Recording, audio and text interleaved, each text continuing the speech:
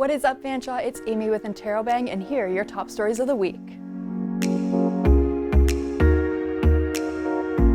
On January 8th, Londoners joined Western University's students, faculty, and staff on campus to remember 4 graduate students who died in the Ukraine International Airlines flight PS-752 tragedy near Tehran, Iran.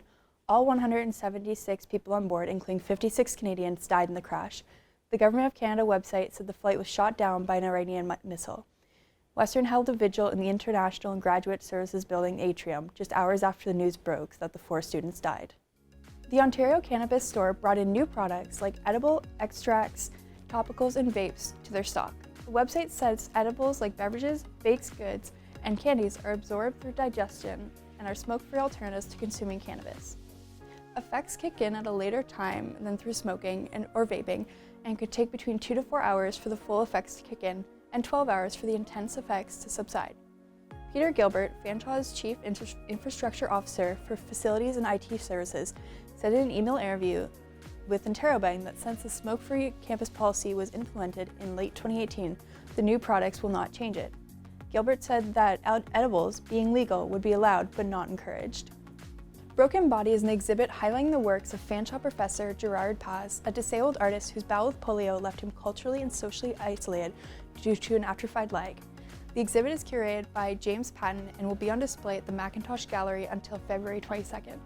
Paz's work spans across various mediums, including photography and sculpture. His early work was based heavily on performance, and Patton says the exhibit pays respect to the performance with a large selection of photographs. The show features pieces that span Paz's career, which focus on standard images of disability, such as crutches and wheelchairs. Museum London's 100 Years of Nursing Education in London exhibit will allow guests to travel through time for a history lesson. The exhibit, running from February 1st to May 24th, outlines the history of Western University and Fanshawe College's nursing programs, which includes the introduction of the Western Fanshawe Collaborative Nursing Program. Fanshawe College's archives memorabilia will be featured in the exhibit.